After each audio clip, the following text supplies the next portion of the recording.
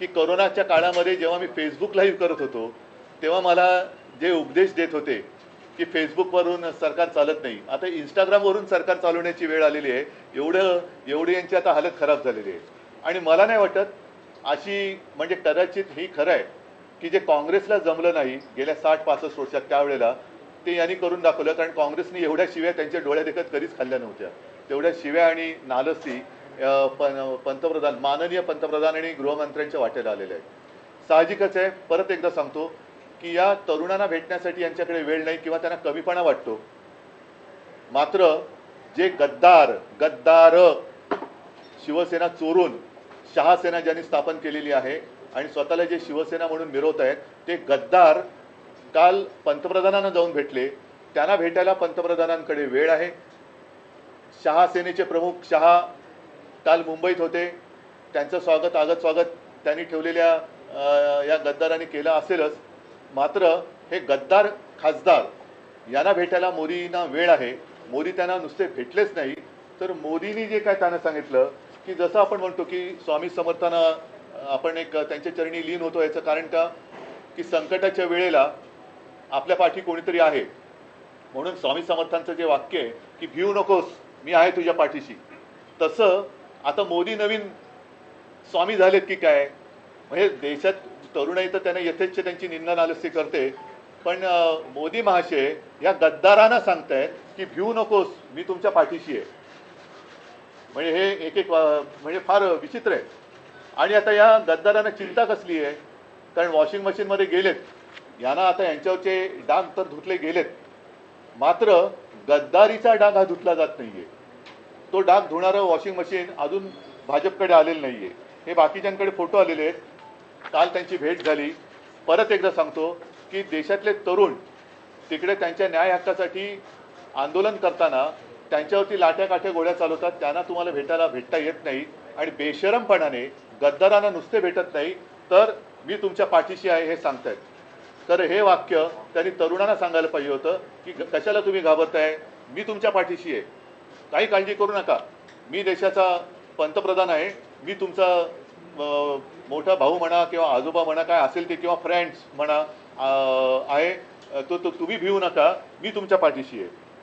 आता हे जे काही वाक्य आहे हे वाक्य त्यांनी कशासाठी उद्गारलं बरं. ही जर का बंद दाराआडची चर्चा असेल तर बंद दाराआडच्या चर्चेतलं नेमकं हे वाक्य बाहेर आणण्याचं कारण काय, की कोणावरती ही कोणाला तुम्ही संदेश देताय.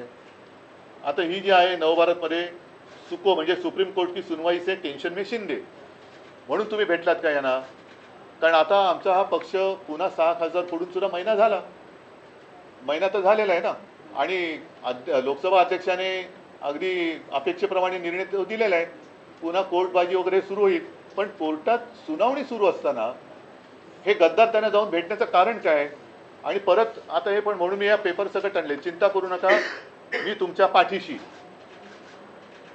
म्हणजे हा संदेश ते कोणाला देत आहेत, कोर्टाला धमकावणी देत आहेत का, धमकावत आहेत का हे की मी आहे यांच्या पाठीशी, का अमित शहाना देत आहेत. कारण मागे असं होतं की हे मिंदे जायचे तेव्हा ते त्यांच्या शहासेनेच्या प्रमुखाला भेटायचे. आता शहासेनेच्या प्रमुखाला ते भेटायची त्यांना गरज नाही, कारण त्यांचा आता बहुतेक बॉस बदलला आहे. आता ते थेट मोदींना भेटतात.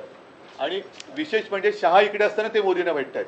म्हणजे मग हा जो काय भिवू नको मी तुझ्या पाठीशी आहे, ही धमकी वजा संदेश सुप्रीम कोर्टाला मोदींनी दिला आहे, अमित शहाने दिलेला आहे, देवेंद्र फडणवीसांना दिलेला आहे की प्रशासनाला दिलेला आहे, नक्की कोणाला दिलेलं आहे. आणि माझं मत आहे, अनिल देसाई इकडे बसलेत, अनिल ही सगळी कात्रणं माननीय सुप्रीम कोर्टाकडे सुद्धा सादर करा की हे असं वातावरण निर्माण केलं जाते.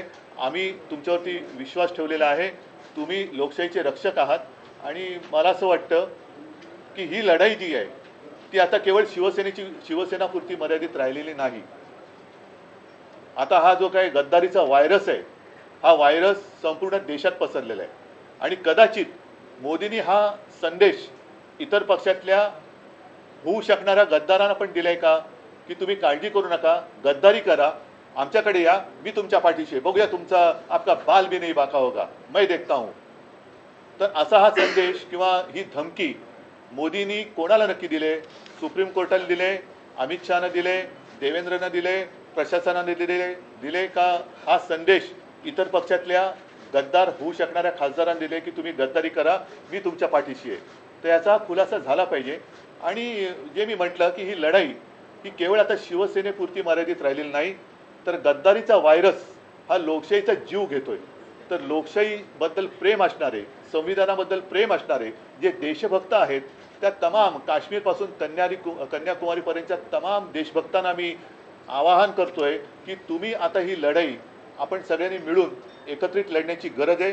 देशाचं संविधान आणि देशाची लोकशाही वाचवण्याचं कर्तव्य हे आपल्याला करावं लागणार. देशातला तरुण तर त्याचं तर आता माथं भडकलं आहे. त्यांच्याबरोबर आता याने कितीही प्रयत्न केला तरी ते त्यांचं प्रवचन ऐकायला तयार नाहीत. आणि म्हणून एकदा सांगतो की ही गोष्ट गंभीर आहे. ही आम्ही सर्वोच्च न्यायालयाच्या निदर्शनास नक्की आणून देणार आहे.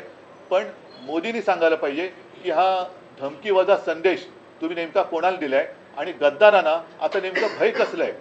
वॉशिंगमध्ये धुवून घेतल्यानंतर सुद्धा तुम्ही पुन्हा का घाबरून तुमची पळापळ का होते, का शेपट्या घालून तुम्ही मोदींकडे जात आहे. तर ह्याचा खुलासा व्हायला पाहिजे. म्हणून मी आज आपल्या माध्यमातून सर्व जनतेला ही माझ्या मनातली शंका कळावी, कदाचित त्यांच्याही मनातही असेल तर त्याला मी वाचा. दोस्त हो, हे होते उद्धव बाळासाहेब ठाकरे. उद्धव ठाकरे अस्वस्थ होणं साहजिक आहे. जे धक्के त्यांनी सहन केलेले आहेत, देशाच्या राजकारणाच्या इतिहासामध्ये असे धक्के कदाचित फार कमी लोकांना भेटलेले आहेत.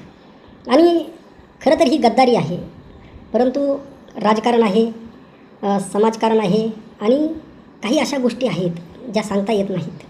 म्हणजे मानवी जीवनाचं हे पतन आहे, हा शब्द सगळ्यात महत्त्वाचा आहे. मानवी जे मूल्य आहेत, पहिलं कसं असायचं, माणसाच्या जीवनामध्ये शब्दाला किंमत असायची, इमानदारीला किंमत असायची, भावनेला किंमत असायची, एकमेकाबद्दल विश्वास असायचा. परंतु या सगळ्या सीमा संपलेल्या आहेत. आणि नेमका न्याय कुणाकडे मागायचा हा खरा प्रश्न आहे.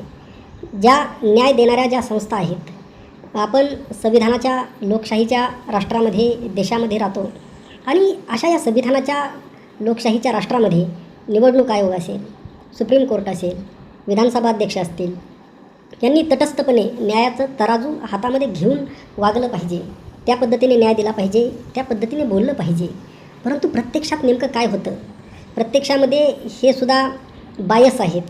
आणि जर अशा पद्धतीने न्याय व्यवस्था जर बायस असेल, येथील सरकारी संस्था जर बायस असतील, तर मग आणि एकेकाळी रनिंग मुख्यमंत्र्यासोबत जर असं होत असेल, म्हणजे जो व्यक्ती मुख्यमंत्री आहे आणि होते अशा व्यक्तीसोबत जर अशा पद्धतीने येथील सिस्टम वागत असेल, तर मग जो सर्वसामान्य माणूस आहे त्या माणसाचं काय, हा प्रश्न निर्माण झालेला आहे. त्यामुळे हा प्रश्न केवळ उद्धव ठाकरे यांच्यापुरता मर्यादित नाही.